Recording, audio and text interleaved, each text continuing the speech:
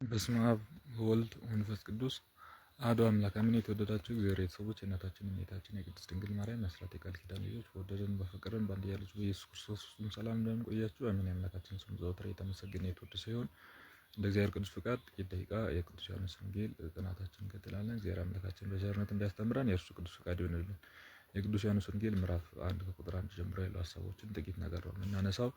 ምዕራፍ 1 ከቁጥር 1 ላይ በመጀመሪያ ቃል ነበር የሚለውን ትላንትና ስናነሳ ነበር። በመግቢያ ጋር አያይዘን በመጀመሪያ ቃል ነበር ያል መጀመሪያ የሚለው የክርስቶስ ስም እንደሆነ አልፋና ኦሜጋ እንደሚባል ራሱ መጀመሪያ እንደሚባል እንደተናገረ መጀመሪያውም መጨረሻውም እኔ ነኝ ብሎ ለዮሐንስ በራእዩ ላይ በመላኩ በኩል እንደተናገረ ተመልክተናል። መጀመሪያ የሚለው የክርስቶስ ስሞች መካከል አንዱ እንደሆነ ተነጋግረናል። ፍጻሜም መጀመሪያ እርሱ እንደሆነ እዛ ደግሞ ቃል ነበር የሚለው የክርስቶስን የሥላሴ ምስጢረ ሥላሴን ትምህርት ቅዱስ ዮሐንስ የገለጸበትን ከሶስቱ አካላት አንዱ እንደሆነ የእግዚአብሔር አብና የእግዚአብሔር መንፈስ ቅዱስ ቃላቸው እንደሆነ ቃል የሚለውን ለመጠቀም ያስፈለገበትን ክፍል ውሳጣዊ አንድነትና ያለመቀዳደማቸውን ከእግዚአብሔር ከሶስቱ አካላት ያለመቀዳደማቸውን ለማመልከት እንደሆነ ውሳጣዊ አንድነታቸውን ማለት ልብ ቃልና እስትንፋስ ውስጣዊ አንድነት ውስጣዊ ህብረት እንዳላቸው በእጅ ቢናገር ክርስቶስ የአብ እጁ እንደሆነ ቅዱስ ዳዊትም ክንድን ስደድና አድነን እንዳለ ተመልክተናል ማለት ነው። ክንድን ላክና አድነን ብሏል ቅዱስ ዳዊት። ክንድ የተባለ ክርስቶስ ነው። ምክንያቱም ክንድ ከትከሻ ሳይገነጠል የወደቀ ዕቃን እንደሚያነሳ ከአብ ከባህሪ አባቱ ከአብ ከባህሪ ከመንፈስ ቅዱስ ሳይነጠል ሳይጎድል ከላይ ሳይጎድል ወርታች መጥቶ የወደቀውን አዳም እንዳነሳ የነገረ ክርስቶስና ምስጢረ ሥላሴን በስፋት የሚናገር ክፍል እንደሆነ ተነጋግረናል። ይህንንም ደግሞ በመጀመሪያው መቶኛው ክፍለ ዘመን የነበሩ መናፍቃን በዚህ ጉዳይ በጣም ጥያቄና ጥርጣሬ ስለነበራቸው ስጋ ርኩስ ነው፣ ጋብቻ ርኩስ ነው፣ እውቀት ብቻ ነው የሚሉ ግኖስቲካውያን የነበሩ በመሆናቸው ለእነሱ እንደጻፈ የእነሱን መልስ እንደናገረ መናፍቃንን ሳይጠቅስ ደግሞ ለምንፍቅናቸው ምላሽ እንደሰጠ ያንንም ደግሞ በቤተ ክርስቲያን ባህል ሆነው እስከዛሬ ድረስ ማገልገል እንደሚገባ የመናፍቃን ነገራቸውን እያነሳ የምንፍቅናቸውን እያነሳ ማስተማር ከሆነ ለትውልድ የሚተላለፍ ነው። መጽሐፍ ቅዱስ ለትውልድ የሚተላለፍ ነው። ምንፍቅናቸውን ሳይሆን መልሱን መናገር ያለብን ትክክለኛውን ነው ማስቀመጥ ያለብን። ቅዱስ ዮሐንስ ወንጌላዊ ይህንን መማር እንዳለብን ተነጋግረናል ማለት ነው። ቃልም በእግዚአብሔር ዘንድ ነበረ ማለት ከእግዚአብሔር ጋር ሩይ ሆኖ ወይም እኩል ሆኖ እንደነበረ እዛ ደግሞ ቃልም ደግሞ ያም ቃል እግዚአብሔር ነው ብሎ ክርስቶስ እግዚአብሔር እንደሆነ ወደ ምድር የወረደው በመውረዱ ምክንያት እግዚአብሔርነቱ የሚጎልበት የሚያንስበት እንዳይደለ ተመልክተናል ማለት ነው። ከሆነውም ሁሉ ይቀጥልና ሁሉ በእርሱ ሆነ ይላል። ሁሉ በእርሱ ሆነ ማለት ሁሉ በእርሱ ተፈጠረ። ሆነ የሚለው ቃል በመጽሐፍ ቅዱስ በተለያየ ቦታ በተለያየ አተረጓጎም በየአገባቡ በተለያየ መልኩ ተጠቅሷል። ውሃው ደም ሆነ ብሎ ሙሴ እግዚአብሔር እስራኤላውያን እንዲያስወጣ ከግብጽ ባርነት በትርን ውሃ ላይ ያስቀምጣል። ውሃውን ሲያስቀምጥ ውሃው ደም ሆኖ ነበርና ደም ሆኖ ሲባል ወደ ደም ተለወጠ ማለት ነው። እግዚአብሔርም ብርሃን ይሁን አለ፣ ሆነ ይላል። ብርሃን ተፈጠረ ማለት ነው። ሆነ ማለት ተፈጠረ የሚለውን በዚህ ክፍል ይነካል ያነሳል ማለት ነው። ውሃው ወይን ሆነ ሲባልም ውሃው ወደ ወይንነት ተቀየረ ማለትን የሚያመለክት ሲሆን ይህ ቃል ስጋ ሆነ ማለት ሆነ የሚለው ሁሉ በእርሱ ሆነ ማለት ሁሉ በእርሱ ተፈጠረ። አሁን ብርሃን ይሁን ሲል ብርሃን ሆነ ብለን ሆነ የሚለውን ተፈጠረ ለሚለው እንደተረጎምነው ሁሉ በእርሱ ሆነ ሲባልም ደግሞ ሁሉ በእርሱ ተፈጠረ ማለት እንደሆነ አባቶቻችን በትርጓሜ ያስቀምጠዋል። ሌላው ሁሉ በእርሱ ሆነ ማለት ሁሉም ፍጥረታት የሚታየውም የማይታየውም ፍጥረት በክርስቶስ እንደተፈጠረ የሚያነሳ ክፍል ነው። ቅዱስ ሙሴ ሲናገርልን የሚታየውን ፍጥረታት ነው የዘረዘረልን። በመጀመሪያ እግዚአብሔር ሰማይና ምድርን ፈጠረ ብሎ የሚታዩ ፍጥረቶችን ተናግሮልናል። የማይታየውን ፍጥረት ደግሞ ማን ፈጠረ ለሚለው ጥያቄ ክርስቶስ ፈጣሪ፣ ገባሪ፣ ሰሪ፣ መሪ እንደሆነ ሁሉ በእርሱ ሆነ።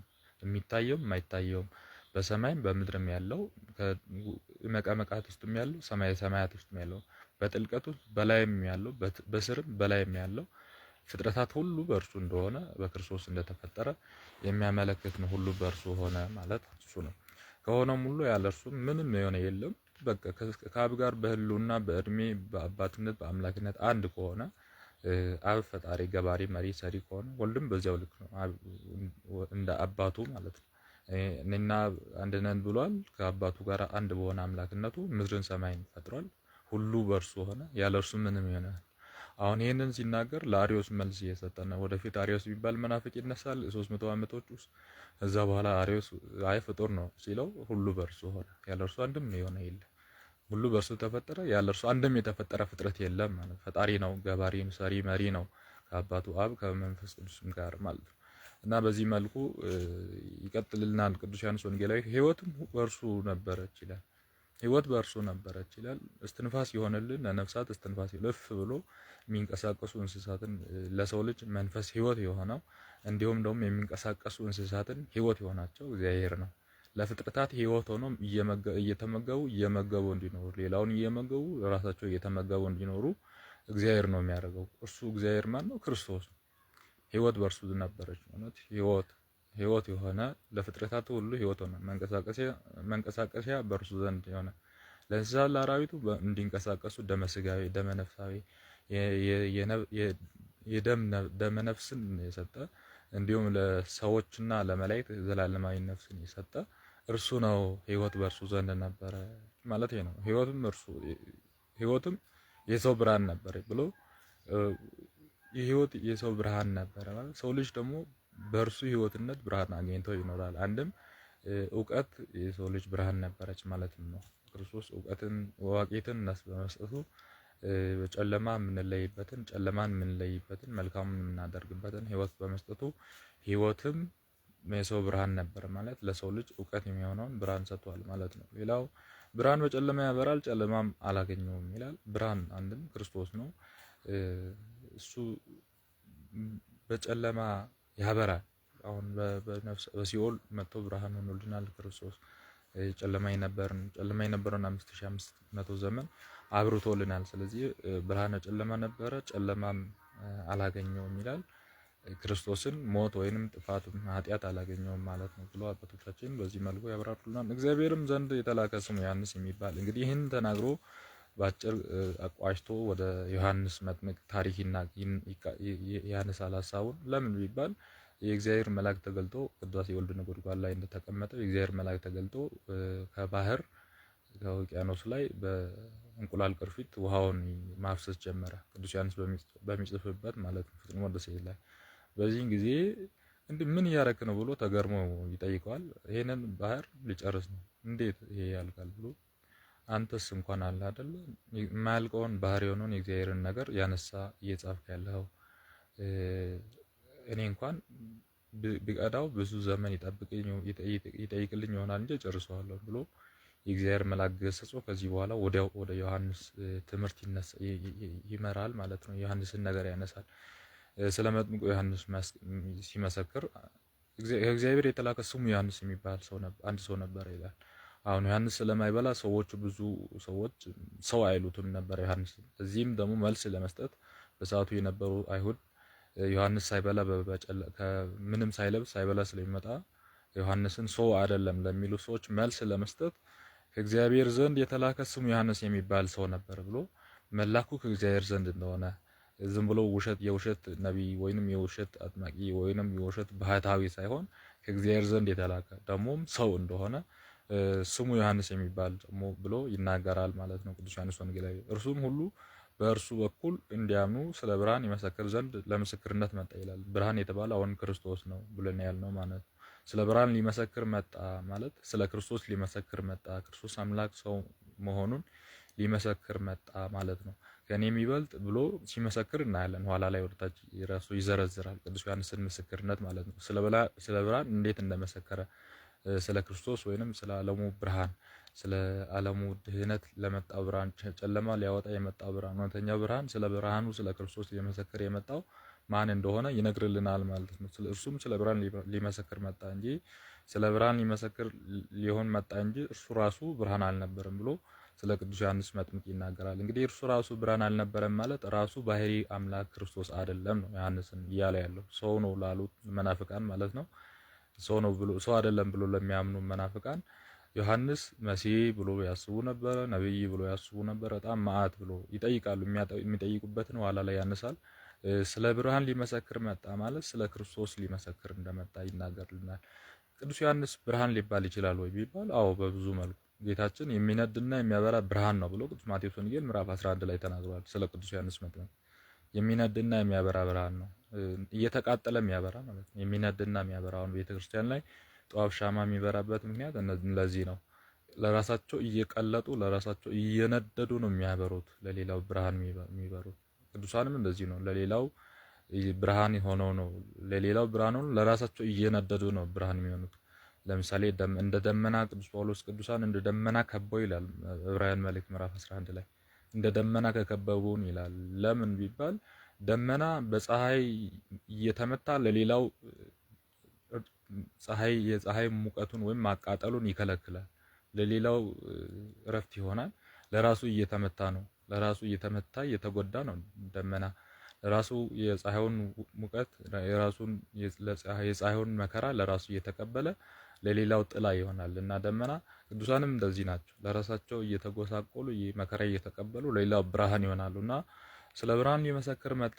እርሱ ብርሃን አልነበረም ማለት ቅዱስ ዮሐንስ ብርሃን ለኛ ብርሃን አይደለም ማለት አይደለም። እናንተ የዓለም ብርሃን ናችሁ ያለ ክርስቶስ ይሄንን ትምህርት ሳያቀርቶ ዮሐንስ ወንጌላዊ ዮሐንስን መጥምቅን ብርሃን አይደለም ያለው አይደለም። ጌታችንም ሲያስተምር እርሱ የሚነድና የሚያበራ መብራት ነው ሲል ቅዱስ ዮሐንስ ከሱ ጋር አንድ ላይ አለ እያለ አሁን ብርሃን አይደለም ማለቱ ግን እውነተኛው ብርሃን ወይም የባህሪ ብርሃንነት የእርሱ የሆነ የጸጋ ብርሃን ያይደለ ክርስቶስ የሆነ ብርሃን ክርስቶስ ወይ አይደለም ማለቱ ነው። ቅዱስ ዮሐንስ ወንጌላዊ ስለ ዮሐንስ መጥምቅ በግልጽ ሲናገርልን ይመጣል የተባለው ብርሃን ወይንም ለስሙን ለሚፈሩት የጽድቅ ፀሐይ ይወጣላቸዋል ብሎ ነብዩ ሚልክያስ የተናገረው ብርሃን ክርስቶስ እንጂ ዮሐንስ አይደለም የሚለውን ሲያመለክት ስለ ብርሃን ሊመሰክር መጣ እንጂ እርሱ ራሱ ብርሃን አይደለም ብሎ ተናገረ ማለት። ለሰው ሁሉ የሚያበራው እውነተኛ ብርሃን ወደ ዓለም የመጣ ነው ይላል። እንግዲህ ስለ ዓለም ለሰው ሁሉ የሚያበራው እውነተኛው ብርሃን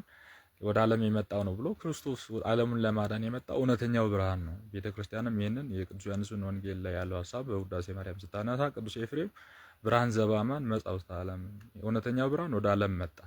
ቅዱስ ያሬድም በዚህ መልኩ ኢየሱስ ክርስቶስ ብርሃን መጻ ውስተ ዓለም ኑ አንሶሱ በብርሃኑ ይላል። ኢየሱስ ክርስቶስ መጻ ውስተ ዓለም ኢየሱስ ክርስቶስ ወደ ዓለም መጣ፣ በብርሃኑ ኑ አንሶሱ በብርሃኑ ኑ እንመላለስ ብሎ የጥምቀት የልደት የጥምቀት ምስጋናው ላይ ያመሰግናል ቅዱስ ያሬድም። ስለዚህ እውነተኛ ብርሃን የሚለውን ቅዱስ ቤተክርስቲያን እውነተኛው ብርሃን ማለት የባህሪ የሆነ ብርሃኑ ማለት ነው። ጨለማ የሌለበት ብርሃን ማለት ነው። የማይፈራረቀው ብርሃን ማለት ነው። ቤት ጓዳው ምኑ ጣራ የማይከለክለው ብርሃን ማለት ነው ብላ ቤተክርስቲያን ትናገራለች። ሌሎች ውሸታሞች ብርሃኖች ናቸው። ለ12 ሰዓት ብቻ ፀሐይ ታበራለች፣ ከዛ በኋላ መግቢያ አላት። ስለዚህ ውሸታም ናት። ቅዱስ አባታችን አብርሃምም ፀሐይ ስትጠልቅ አይቶ ፀሐይ አምላክ እንዳይደለች እንደተረዳ ሁሉ ጨረቃ ከዋክብትም የራሳቸው ጊዜ የሚሽራቸው መሆናቸውን በመመልከት እውነተኞች አምላክ እንዳይደሉ እግዚአብሔር እውነተኛ አምላክ ነው፣ ግን ሽረት የሌለው ብርሃን ነው፣ ጨለማ የሌለበት ብርሃን ነው፣ ዘላለማዊ ብርሃን ነው የሚለውን ሲያመለክት ቅዱስ ዮሐንስ እውነተኛ ብርሃን የሚለውን ተጠቀመ። ክርስቶስ እውነተኛ ብርሃን፣ እውነተኛ መብል፣ እውነተኛ መጠጥ ይባላል።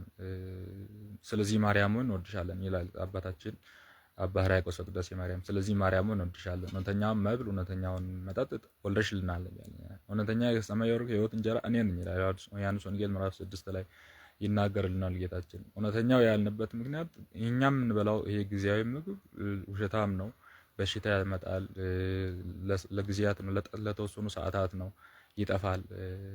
እውነተኛ አይደለም፣ ለዘላለም የሚሆን አይደለም፣ ለጊዜው ነው። ጊዜያዊ ለሰውነት መቆሚያ እንጂ ዘላለማዊ ሕይወት የሚያወርስ ምግብ አይደለም። ክርስቶስ ግን እውነተኛ መብል ነው፣ እውነተኛ መጠጥ ነው፣ እውነተኛ ብርሃን ነው ቤተክርስቲያን ብላ እውነተኛ መምህር፣ እውነተኛ ሐኪም ብላ ቤተክርስቲያን ታስተምራለች ማለት ነው። እውነተኛ ያልሆኑ ሐኪሞች፣ እውነተኛ ያልሆኑ ጠባቂዎች እኔ እውነተኛ ቸር ጠባቂ ነኝ ብሎ ይናገራል። ሌባ ነው ሌላው ብሎ ጌታችን ዮሐንስ ወንጌል ምዕራፍ 10 ላይ ይናገራል። ይሄ ሁሉ የሆነበት ምክንያት ቤተክርስቲያን ክርስቶስን እውነተኛው ሲባል የባህሪው ማለት ነው። የባህሪው ጠባቂ አሁን ቸር ጠባቂ እውነተኛው ጠባቂ ሲባል የባህሪው ጠባቂ፣ እውነተኛው ብርሃን ሲባል የባህሪው ብርሃን በጸጋ የተሰጠ አይደለም። የቅዱስ ዮሐንስ በጸጋ የተሰጠ ነው። እውነተኛው ብርሃን እርሱ አይደለም ማለቱ ቅዱስ ዮሐንስ ለዚህም ጭምር ነው ወንጌላዊ እና እውነተኛው ብርሃን ሲባል ክርስቶስ ወደ ዓለም መምጣቱን ይናገርልናል ማለት ነው። በዓለም ነበር ይላል። አሁን ወደ ዓለም መጣ ሲባል ከዓለም የተለየ ሆኖ አይደለም። ከዚህ በፊትም በዓለም ላይ ነበር፣ በረድኤት በጸጋ ነበረ። በረድኤት በጸጋ ነበር። አሁን ላይ ግን አካል ለብሶ ስጋ ለብሶ አካል በሚታይ ስጋ ተገለጠ ለማለት ነው። በዓለም ነበር ያለው። መጣ ሲባል ከሌለበት ከሰማይ ላይ ብቻ ከነበረበት ወደ ምድር መጣ ሳይሆን ዓለም ላይ ነበር ብሎ ቅዱስ ዮሐንስ ይመሰክርልናል ማለት ነው። ዓለም በእርሱ ሆነ ይላል።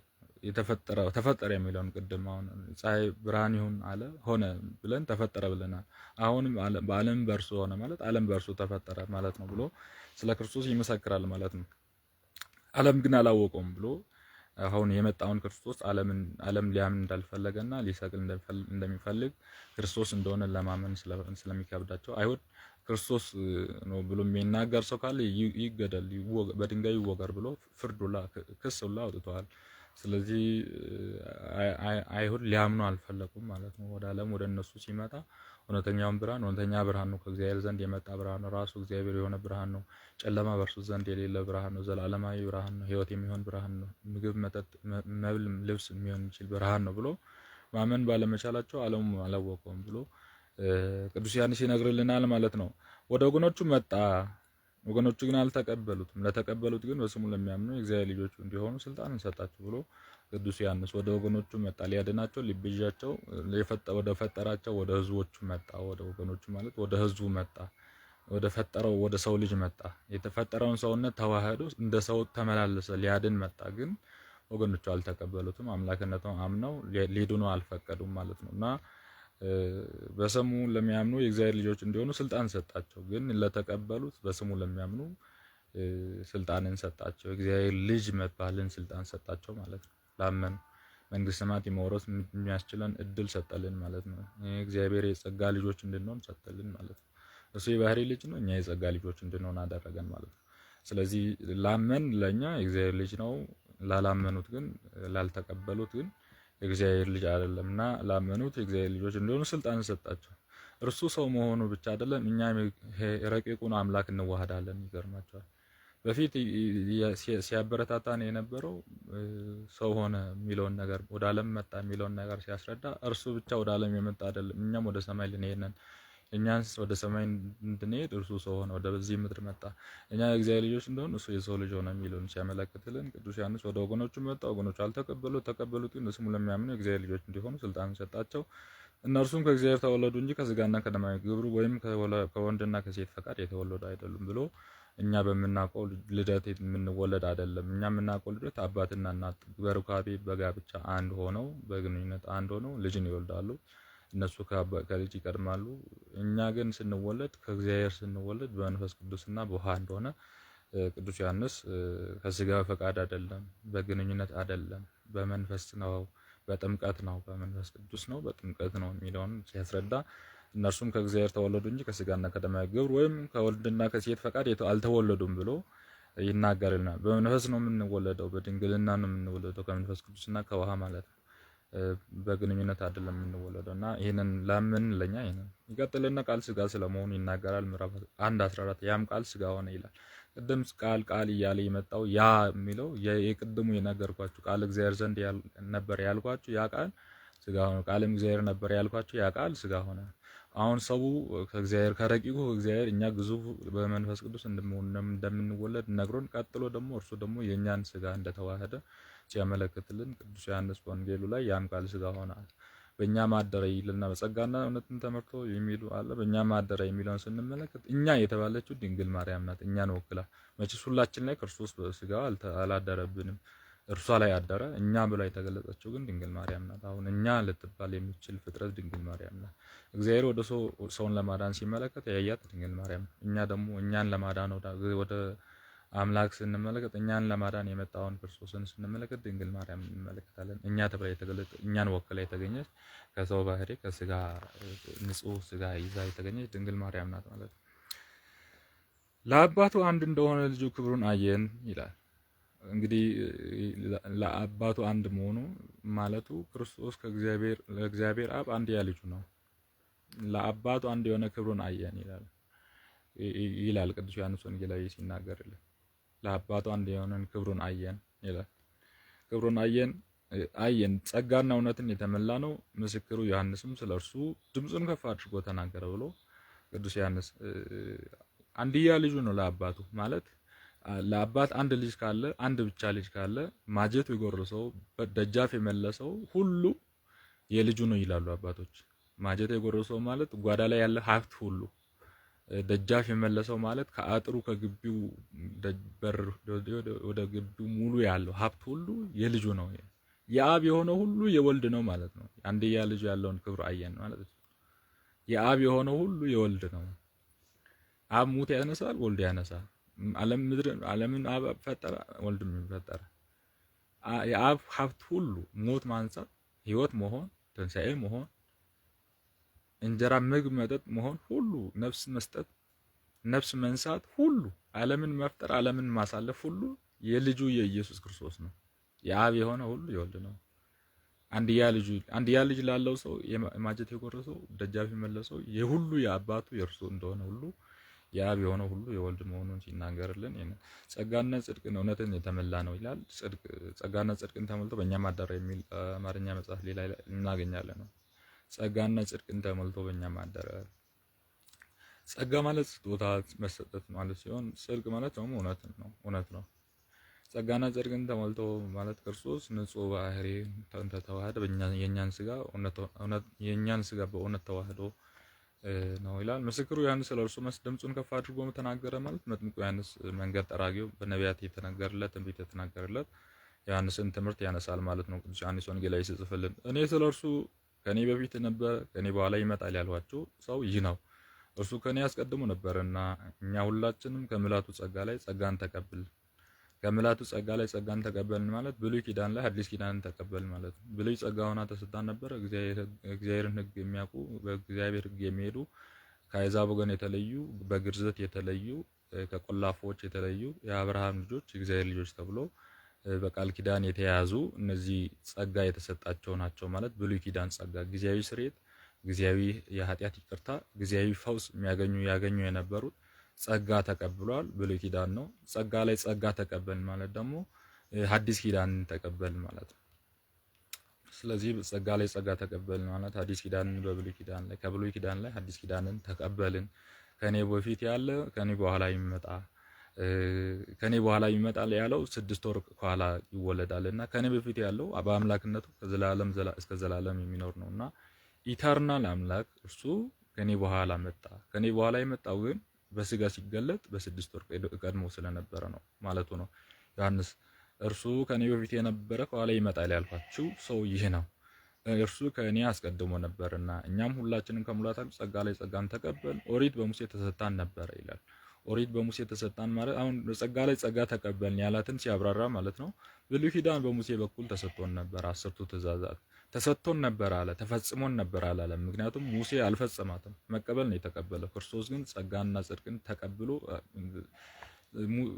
በክርስቶስ ግን ሆነልን ብሎ ጸጋና እውነት ግን በኢየሱስ ክርስቶስ ሆነልን ብሎ በኢየሱስ ክርስቶስ ሕግጋት ሁሉ እንደተፈጸሙ ሙሴ 10ቱ ትእዛዛትን ተቀብሎ የታምልክ ባዕድ ከእኔ በቀር ሌላ አምላክ አታምልክ የሚለውን አፍርሷል። እንዴት ቢባል ለእስራኤላውያን ድንጋይ ውሃ ከአለት ላይ ውሃ እያፈለቀ ያጠጣ ነበርና ብዙ ናቸው እስራኤላዊ ወንዶች ብቻ ተቆጥሮ 600 ሺህ ናቸውና ወደ 1 ሚሊዮን ሴቶችና ህጻናት ቢቆጠሩ ወደ 1 ሚሊዮን እና ከዛ በላይ 1 ሚሊዮን 800 ሺህ በላይ ምክንያቱም 600 እንኳን ሆኑ ቢባል ህጻናትና ሴቶች ወደ 1 ሚሊዮን 800 ሺህ 1 ሚሊዮን በላይ እንደሆነ እንግዲህ ቁጥሩን እንያዘውና እነዚህ ሁሉ መጡ ውሃ አፍልቅልን እያሉ ሙሴና ይታችሁ ዛ ብሎ ህዝቡ እስራኤላውያን ላይ አጉረመረመ ሙሴ። በዚህን ጊዜ እግዚአብሔር አትወርሳትም አለው ከነዓንን እና በኮሬብ ተራራ እንደሞተ እንዳረፈ አባቶቻችን ይናገራሉ። ሙሴ ተቀበላት እንጂ 10ቱ ትእዛዛትን አልፈጸምንም ነው። በዚህ መነሻነት ክርስቶስ ግን ጸጋና ጽድቅ እውነትን እርሱ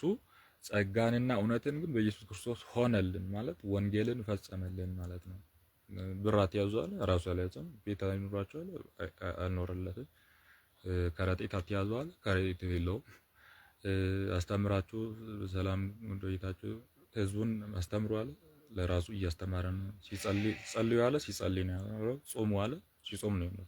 ስለዚህ 10ቱ ትእዛዛትን ሙሴ አልፈጸመም። ክርስቶስ ግን የተሰጠውን የአዲስ ኪዳን ትእዛዝ ራሱ ሆነልን ማለት ፈጸመልን ማለት ነው። በአባቱ እቅፍ ያለ አንድያ ልጁ እርሱ ገለጠን እንጂ እግዚአብሔር ከቶ ያየ የለም ብሎ ክርስቶስ የአባቱ እቅፍ ማለት የአባቱ ልጅ ኢየሱስ ክርስቶስ አባቱን የገለጠ ክርስቶስ ነው። አባቱን ሊገልጥ የሚችል ክርስቶስ ብቻ ነው። ክርስቶስን ስናይ እግዚአብሔር አብን አየን ነው። በነገራችን ላይ እኔ ከእናንተ ጋር እስካሁን ባለው ጊዜ አታውቁምኝምን? እኔን ያየ አብን አየ እንዳለ ሁሉ እኔና አብ አንድ ነን እንዳለ ሁሉ ክርስቶስን አየን፣ አብን አየን። ክርስቶስ እግዚአብሔር ነው። እግዚአብሔር አብም እግዚአብሔር ነው። ስለዚህ አንድያ ልጁ ገለጠልን፣ ተረከልን። እግዚአብሔርን ያየ ማንስ የለም፣ አንድስ እንኳን የለም። ታዲያ ቅዱሳን ነቢያት እግዚአብሔር ተገልጦላቸው የለም የሚለውን ስንመለከት አዎ ተገልጦላቸዋል፣ ግን በሚችሉት መጠን የተገለጠ በእሳት መልክ የተገለጠላቸው አሉ፣ በነፋስ መልክ የተገለጠላቸው አሉ። እግዚአብሔር በተለያየ መልኩ ተገልጦላቸዋል። በሽማግሌ በሰው አምሳል ለአብርሃም ተገልጦለታል። እንደዛ ተገልጧል። ግን ለነሱ የተገለጠው እግዚአብሔር በዛው ልክ ስለሆነ አይደለም። ክርስቶስ ግን ሲገለጥ እግዚአብሔርን ነው የገለጠልን። እንደ አቅማቸው እንደ ሃይማኖታቸው መጠን ለቅዱሳን ተገልጦላቸዋል። ቅዱስ አባ ሕርያቆስም በቅዳሴ ማርያም እስሙ በአምጽኦ መንፈስ ርኅዎ ለእግዚአብሔር ነቢያት ርኅዎ ለእግዚአብሔር ወተናጸሩ ገጽ በገጽ መንፈሳቸውን ንጹህ በማድረግ ነቢያት እግዚአብሔርን አይተውታል፣ ገጽ ለገጽም ተያይተዋል። ስለዚህ ነቢያት የተመለከቱት በመጠናቸው ልክ በአቅማቸው ልክ እግዚአብሔርን በምላት ሊገልጽ የሚችል የለም። እግዚአብሔር በስጋ ሲወለድ ግን እግዚአብሔርን አየን ማለት ነው። ባህር ላይ ሲራመድ እግዚአብሔርን አየን። ሙት ሲያነሳ እግዚአብሔርን አየን። በአካል ተገልጦ አሳየን ማለት ነው። ነፋስን ሲገስ እግዚአብሔርን አየን። እምነት የጎደላችሁ ብሎ የልቦናቸውን ገና ልብ የመረመረውን ገና የልቦናቸውን ሀሳብ ሲገልጥልን እግዚአብሔርን አየን። ልብ ይመረምር የሚችል ማን ሊሆን ይችላል? የትኛው ፍጡር ሊሆን ይችላል? እግዚአብሔር ስለሆነ ቅዱስ ጌታችን ይህንን አደረገ። ባህር ላይ ሊመራመድ የሚችል ማን ፍጡር አለ? እግዚአብሔር ስለሆነ ባህር ላይ ተራመደ። ስለዚህ እግዚአብሔርን አሳየን ክርስቶስ። ስለዚህ እስከዚህ ድረስ እግዚአብሔርን በዚህ ልክ ሊገልጥልን የሚችል ፍጡር አልነበረም። ምክንያቱም እግዚአብሔርን ሊያውቅ የሚችል ፍጡር በምላት ሊያውቅ የሚችል የለምና እና አንድያ ልጁ ቅፉ ያለ አንድያ ልጁ ገለጠው ብሎ ቅዱስ ዮሐንስ ወንጌላዊ ይጽፍልናል። ስለ መጥምቁ ምስክርነት አይሁድ አንተ ማነህ ብሎ ጠየቁት ዮሐንስ መጥምቅን። በዚህን ጊዜ ለላኩን ለካህናትና ለሌዋውያን ከኢየሩሳሌም በላኩ ጊዜ ወደ ዮሐንስ ምስክርነት ይህ ነው። እርሱም እንግዲህ ካህናትና ሌዋውያን ጥያቄ ነው ወደ ዮሐንስ ጥያቄ። እርሱም እኔ ክርስቶስ አይደለሁም ብሎ መለሰ። ክርስቶስ አይደለሁም ብሎ አመነ እንጂ አልካደም። ዮሐንስ ክርስቶስ ከመምጣቱ በፊት የተገለጠ 6 ወር ያስተማረ ስለነበረ 30 ዓመት በበረሃ ኖሮ 6 ወር ያስተማረ መብል መጠጥ ማይበላ ልብስ እንደ ሰው ማይለብስ እንደነበረና እዛው ላይ በቀስ ሌላው አካል መሲ ይመጣል የተባለው እርሱ ይሁን ብሎ ክርስቶስ ነው ወይ አይነት ጥያቄ ጠየቀው። አይደለሁም አለ። ዮሐንስ እኔ ክርስቶስ ነኝ ብሎ ቢል ለጊዜው ሊከበር ይችል ይሆናል፣ ግን ኋላ አይከበርም። ክርስቶስ መጥቶ ስለ ዮሐንስ የመሰከረውን ምስክርነት ስንመለከት እንኳንም ዮሐንስ ራሱን ከፍ አላደረገም። ዮሐንስ እውነታውን እንኳንም ነገረ። የሚያስመስል ነገር እኮ አለው። የሚያስመስል ነገር ስለኖረ ብቻ እውነታውን መደፍጠጡ ራሱን ዋጋ ያስከፍል ነበር። ዮሐንስ ደግሞ እንዲህ አይነት ስብዕና ያለው ሰው አይደለም። ለራሴ ክብር ይሁንልኝ ብሎ ውሸት የሚናገር ሰው አይደለም። ክርስቶስ አይደለም ማለት አልካደም ብሎ ቅዱስ ዮሐንስ ወንጌላዊ ይጽፍልናል። እንኪያስ አንተ ማነህ? አንተ ኤልያስ ነህን? አሉት ማለት ነው። ነብዩ ኤልያስ ይመስላል ዮሐንስ። አለባበሱም መንፈሳዊነቱም ቅናቱም ንጉስን ሲገስጽ ያለ ፍርሃት ስለነበረ ማነው ታዲያ የሚል ጥያቄ ጠየቁት። ኤልያስ ነው ወይ አሉት። ምክንያቱም ኤልያስ በእሳት ሰረገላ አድርጓልና ድጋሚ መጥተው ይሁን ነው። አልሞተም። እስራኤላውያን ያውቃሉ። በዚህ መልኩ ኤልሳ የሚባለው ደቀ መዝሙር ሲያርግ አይተዋል። መጽሐፍ ቅዱስ ላይም ያውቃሉ። ትንቢት የተቀመጠ ስለሆነ መጽሐፍት ላይ ያለ ስለሆነ። ስለዚህ ኤልያስ መጥቶ ይሁን? አይ ኤልያስም አይደለሁም አለ። አልካደም። እንኪያ አንተ ማን ነህ አሉት። ኤልያስ ነን ብሎ ጠየቁት። አይደለሁም አለ። እንኪያስ አንተ ነብይ ነህ? ነብዩ ነህ አሉት። ነብዩ ያሉት ሙሴን ነው። ሙሴ በኮሬብ ተራራ ሲሞት እስራኤላውያን አላዩትም። ለምን ይባል?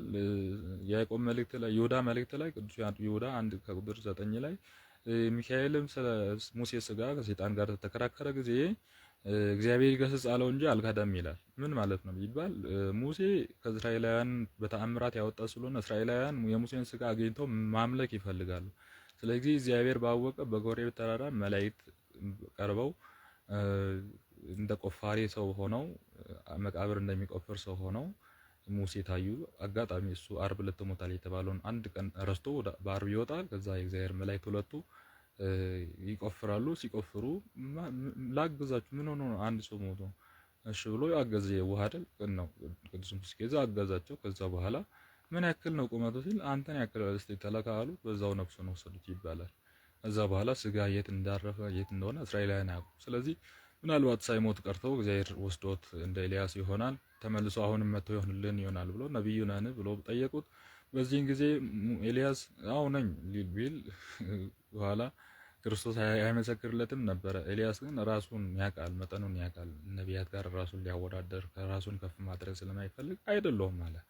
ታዲያ ለምን ታጠምቃለህ ማለት ሲሉ ጠየቁት። ከዚህ በኋላ ስርዓት ለምን ታፈልሳለህ? ነቢዩ ካልሆንክ ኤልያስም ካልሆንክ ለምን ታጠምቃለህ ብሎ በብሉይ ኪዳን ነቢያት እንደሚያጠምቁ የሚያሳይ ምሳሌ ኤልያስ ንዕማን የተባለ አንድ ባለጸጋ ንጉስ ከሶሪያ ወደ ኢየሩሳሌም መጥቶ ለመጠመቅ እንደፈለገና ሄደ ዮርዳኖስ ላይ ታጠብ ብሎ እንዳዘዘው ነቢያቱ እንደሚያጠምቁና ጊዜያዊ ድህነት ስጋዊ ድህነት እንደሚፈውሱ ዮሐንስ ወንጌል ምዕራፍ 5 ላይ በመጠመቂያው ስፍራ በሽተኞች ሆነው ከሳምንት አንድ ቀን የእግዚአብሔር መልአክ ውሃውን ባነዋወጸ ጊዜ ጊዜያዊ ፈውስ እንደሚያገኙ የተቀመጠ ነገር አለና ነቢያት ካልሆንክ ለምን ታጠምቃለህ? ስርዓት ለምን ታፈልሳለህ ማለቱ ነው።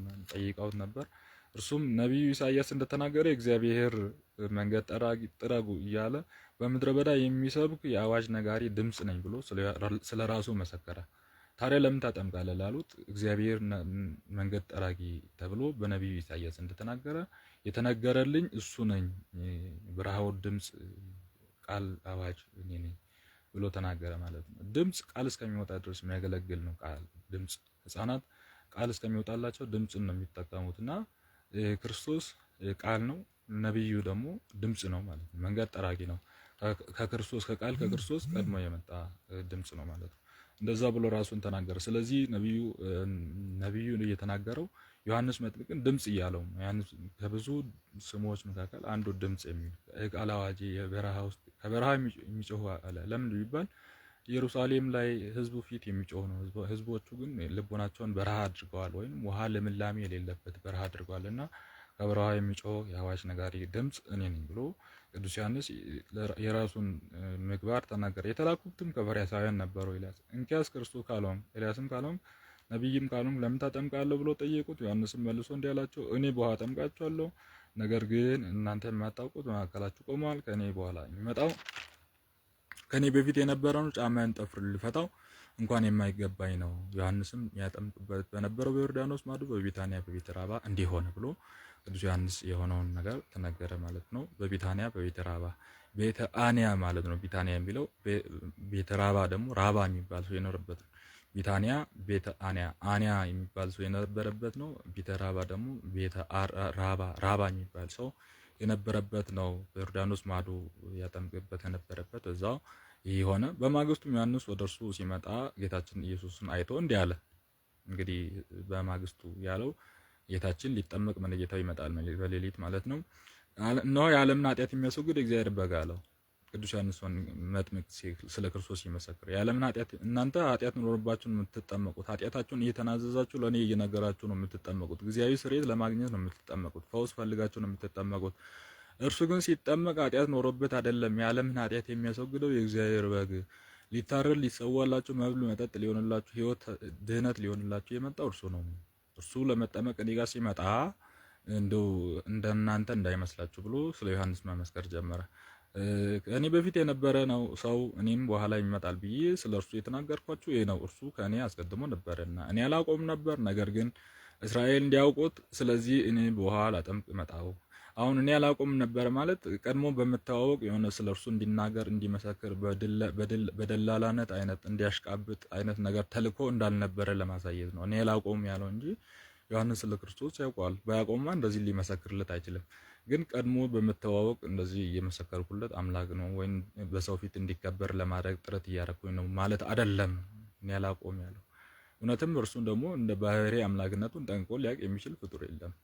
በባህሪ እግዚአብሔርነቱ ጠንቅቆ ሊያውቅ የሚችል ፍጡር የለምና እኔ አላውቀውም አለ ቅዱስ ዮሐንስ ወንጌላዊ ሲነግረው። እኔ አላውቀውም መጥምቅ ሲናገር፣ ነገር ግን እስራኤልን እንዲያውቁት ስለዚህ እኔ በውሃ ላጠምቅ መጣሁ አለ።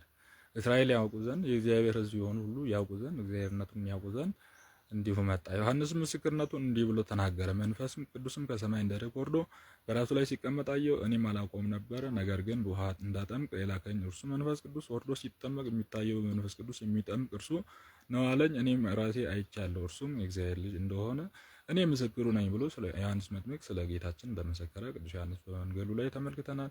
ስለ መጀመሪያው ደቀ መዛሙርቶቹ ያነሳል። ቀጥሎ ዮሐንስ ወንጌሉ ላይ ምዕራፍ 1 ከቁጥር 45 ጀምሮ። በማግስቱም ደግሞ ዮሐንስ ከሁለቱ ደቀ መዛሙርት ጋር ቆሞ ሳለ ጌታችን ኢየሱስን አይቶ እነሆ የዓለምን ኃጢአት የሚያስወግድ እግዚአብሔር በግ አለ። ድጋሚ ማለት ነው። ሁለቱም ደቀ መዛሙርት እንዲህ ሲል ሰምተው ጌታ ኢየሱስ ክርስቶስን ተከተሉት። ሁለቱ ደቀ መዛሙርት ያለው ዮሐንስና ያዕቆብ ማለት ነው።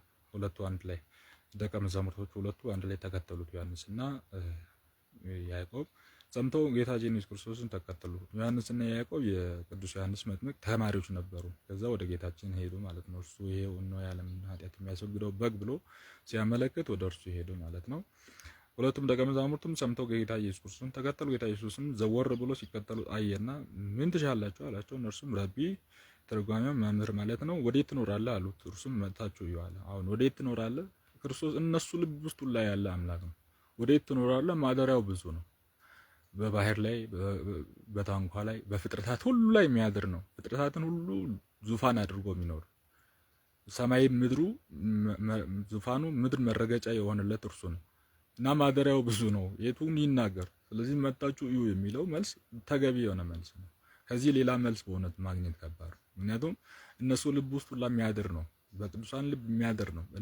በንጹሃን ልብ የሚያድር ነው።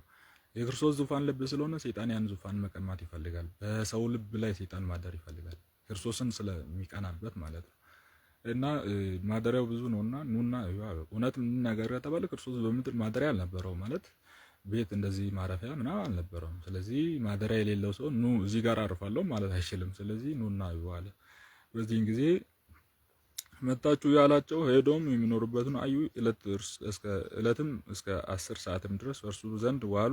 ዮሐንስ ዘንድ ሰምቶ ጌታ ኢየሱስ ክርስቶስን ከተከተሉ ከሁለቱ አንዱ ስምዖን ጴጥሮስ ወንድሙ እንድርያስ ነበር ብሎ ስለ ሁለቱ ሐዋርያት ይናገራል። ጴጥሮስና እንድርያስ አንድ ላይ ወንድማማቾች እንደሆኑ እርሱም መጀመሪያ ወንድሙ ስምዖን አገኝቶ በትርጓሜ ክርስቶስ የሚሉት መሲህ አገኘ ነው አለው። እርሱም ወደ ጌታ ኢየሱስ ክርስቶስም ወሰደው። ጌታ ኢየሱስ ክርስቶስም ባየው ጊዜ አንተ የዮና ልጅ ስምዖን ነህ፣ አንተ ኬፋ ትባላለህ አለው። ትርጓሜውም ጴጥሮስ ማለት ነው ብሎ ዮሐንስ ጌታችን ጴጥሮስን የስሙን እንደለወጠለት ጴጥሮስ ትባላለህ፣ ስምዖን ወልደ ዮና፣ የዮና ልጅ ስምዖን ሆይ ከዚህ በኋላ ስም ጴጥሮስ ይባላል። ጴጥሮስ ማለትም አለት ማለት ነው ብሎ ይህንንም ደግሞ የቅዱስ ማቴዎስ ወንጌል ምዕራፍ 16 ቁጥር 3 ላይ አንተ አለት ነህ በዚህች ቤተክርስቲያን ይሰራታል ብሎ ያበሰረበትን ታሪክ እናነሳለን። ስለዚህ ቀጥሎ ስለ ፊልጶስ እና ስለ ናትናኤል መጠራት አሁን ስድስቱ ሐዋርያትን የምናነሳው በዚህ በምዕራፍ 1 ላይ ስድስቱ ሐዋርያትን እንዴት እንደመረጣቸው መጀመሪያዎቹ ዮሐንስና ያዕቆብ ናቸው። እንዴት ተከተሉት? ዮሐንስ መጥምቅ እነሆ የዓለምን ኃጢአት የሚያስወግድ እግዚአብሔር በግ ብሎ ሲል ተከትለውታል። የዓለምን ኃጢአት የሚያስወግድ እግዚአብሔር በግ ማለቱ ይገርማቸዋል። በኦሪት ዘፍጥረት ምዕራፍ 22 ላይ እግዚአብሔር አንድ ትእዛዝ አብርሃምን አዞ ነበር። የምትወደውን ልጅን ሰዋለኝ ብሎ ነበርና ልጁ እንዲሰዋ ሄደ። ሲሄድ 3 ቀን ነው የሄደው። በህሊናው ሰውቶታል። ኦልሬዲ ከእርሻ ቦታ ነው ይላሉ አባቶች። እንዲሁም 2 አገልጋዮችን ይዞ ነው የሄደው። አህያ አለ፣ እንጨት አለ፣ ድስት አለ፣ ወቅለምቶ አለ፣ ሰይፎ አለ፣ እሳቱ አለ። ከዛ በኋላ ይስሐቅ አባቱን ጠየቀ። እስቲ 2 ባሮችን ከተራራው ስር አርጓ 2 ወደ ተራራ መውጣት ጀመሩ። ሞሪያ የሚባል ተራራ፣ ሞሪያ የሚለውን አሁንም ቀራኒዮ ነው የሚሉ አባቶች አሉ። ስም ያው በየዘመናቱ የሚቀየር ስም እና ሞሪያን ተራራው ወደ ላይ ሊወጡ ሲል ይስሐቅ ጥያቄ ጠየቀ አባቱ። 2 ባሮች ከስር ናቸው። ጥያቄ ጠየቀ። የት አለ የሚሰዋው በግ? የሚሰዋው በግ የት አለ? መሰዊያው አለ፣ እንጨቱ አለ፣ ፊሙ አለ፣ እሳቱ አለ፣ ድስቱ አለ፣ ሰይፉ አለ። እስቲ የሚታረደው በግ ሲባል እሱን እግዚአብሔር ያዘጋጃል ብሎ ነበር አብርሃም። እግዚአብሔር ያዘጋጃል የተባለው የዓለም በግ እርሱ ነው። ሊታረድ የመጣው በግ እርሱ ነው። ይስሐቅ ደም አይደለም ዓለም እጅ ነው። ስለዚህ ክርስቶስ ታርዶልን ነው ምንድን ነው። ስለዚህ ይስሐቅ እጅ ላይ አታሳርፍ፣ አንተ ልጅን ለመሰዋት አልሰሰትምና ልጅ ላይ አንዳች ነገር እንዳታደርግ ብሎ እግዚአብሔር ይናገራል። መከራ ያልደረሰበት ወይ ቢላ ያላረፈበት ይስሐቅ በመለኮት ምሳሌ፣ የታረደው በግ ደግሞ ከክርስቶስ ስጋው ምሳሌ ይሆንና ይነገራል ማለት ነው። በዚህ መልኩ አብርሃም እግዚአብሔር ያዘጋጃል የተባለው በግ ክርስቶስ በሐዲስ ኪዳን ተገለጠ። እርሱ የአብርሃምን የይስሐቅን ጥያቄ የመለሰው እውነተኛው መምህር ዮሐንስ መጥምቅ ነው። እነሆ የዓለምን ኃጢአት የሚያስወግድ እግዚአብሔር በግ ብሎ አምላካችን በዚህ መልኩ እንትን ብሎታል ማለት ነው። 3 ቀን መጓዛቸው 3 ቀን በአብርሃም ሕሊና መሞቱ ምሳሌ፣ በ3 ቀን ጌታችን መቃብር ላይ ማረፉ፣ 3ኛው ቀን ላይ 3ኛ ትንሣኤ ይስሐቅ መዳኑ፣ በ3ኛው ቀን ክርስቶስ የመነሳቱ ምሳሌ አድርገው አባቶቻችን ይነግሩልናል ማለት ነው። 2 መጀመሪያው ያዕቆብና ዮሐንስ 2 ተጠሩ። ከዛ በኋላ ጴጥሮስና እንድርያስ 2 ተጠሩ። ቀጥሎ ፊልጶስና ናትናኤል ፊልጶስ በማግስቱም ጌታችን ኢየሱስ ወደ ገሊላ ሊሄድ ወደደ። ፊልጶስም አገኘውና ተከተለኝ አለው። ፊልጶስ ግን እንድርያስ ጴጥሮስ ጋራ ከተማ ቤተሳይዳ ነበር። ፊልጶስም ናትናኤል አገኘውና ሙሴ በኦሪት ነቢያትም ስለ እርሱ የጻፉለት የዮሴፍ ልጅ የናዝሬቱ ኢየሱስን አገኘ ነው አለ። ናትናኤልም በእውኑ ናዝሬት ደግ ሰው ሊወጣ ይችላልን አለው። ናትናኤል አዋቂ ነው፣ የብሉይ ኪዳን ምሁር ነውና እንዴት ከናዝሬት ደግ ሰው ሊወጣ ይችላል ብሎ ጥያቄ ጠየቀ ማለት ነው። ፊልጶስም እንደዚህ ብሎ መለሰለት። ናትናኤል በእውኑ ናዝሬት ደግ ሰው ሊወጣ ፊልጶስም መጥተህ ያለው ጌታ ኢየሱስ ክርስቶስም ናትናኤልን ወደ እርሱ ሲመጣ ባየው ጊዜ ስለ እርሱ እነሆ በልቡ ተንኮል የሌለበት እውነተኛ እስራኤላዊ ይህ ነው አለ። ናትናኤልም በየት ታውቀኛለህ አለው። ጌታ ኢየሱስ ክርስቶስም መልሶ ገና ፊልጶስ ሳይጠራ በበለስ ስር አውቅሃለሁ አለው። ከዚህ በኋላ አንተ የእግዚአብሔር ልጅ ነህ ብሎ ቅዱስ ናትናኤል መሰከረለት። አንተ ይችን ስላልኩ ብቻ ለምን ታደንቀኛለህ? ገና ብዙ ታያለህ፣ መላእክት ሲወጡ ሲወርዱ የሰው ልጅም ሲያገለግሉ ታያለህ ብሎ ቅዱስ ጌታችን አምላካችን መድኃኒታችን ኢየሱስ ክርስቶስ ለፊልጶስ ለናትናኤል ነገረው ማለት ነው። እንግዲህ ናትናኤልና በለስ በጣም ማዕት ቁርኝታዊ የሆኑ ሚስጥራዊ የሆኑ ቁርኝቶች አሉ። አንደኛ ሄሮድስ ሕፃናትን በሚገልበት ጊዜ ናትናኤልን እናትየው ከበለስ በታች አስቀምጣ ነበር ያተረፈችው የሚል ትርጓሜ አባቶቻችን አለ። ናትናኤል የተረፈው ከበለስ በታች ነው። ስለዚህ ከበለስ በታች አውቃለሁ ሲለው ሄሮድስ ከመግደል ሊገል ሲፈልግ እናቲ ከበለስ ስር አስቀምጣ እንዳተረፈ አውቃለሁ ማለቱ ነው። በዚህን ጊዜ ይህንን ሲሰማ አንተ የእግዚአብሔር ልጅ ነው ብሎ መሰከረ ማለት ነው። ብሎ ገና ብዙ ታያለ ማለት ደግሞ መላእክት ወጥተው ሲያገለግሉ ሲወርዱ ሲያገለግሉ ወደ ሰው ልጅ ሲወጡ ሲወርዱ ታያለ ማለት እዚህ የተገለጠው እግዚአብሔር ነው። ላይም ከሥላሴ ጋራ አንድ ሆኖ በአንድ ዙፋን የሚመለከው እግዚአብሔር ነው። ወደ ላይ ሲወጡ ለኔ ይሰግዱልኛል፣ ወደ ታች ሲወርዱም ለኔ ይሰግዱልኛል። ባህሪ ስግደት ነው ብሎ ጌታችን መናገሩን። ሌላው ከበለስ በታች አውቃለሁ ማለት ደግሞ ሌላው ትርጓሜ በለስና ናትናኤል የሚታወቁት ሌላ ሚስጥር አለ። እሱም ምንድነው? አንድ ሰው ናትናኤልን አስቆጥቶ ናትናኤል ገድሎ ከበለስ በታች አስቀምጦ ነበር የሚልም ትርጓሜ ላይ ያለ ሀተታ አለ። እርሱንም ሌሎችንም መነሻ በማድረግ ብዙ ጥናት ከእናንተ ይጠበቃል። ያስተማረን የመከረን የገሰጸን የቅዱሳን አምላክ ስሙ ዘወትር የተመሰገነ የተወደሰ ይሁን። ወስብሐት ለእግዚአብሔር።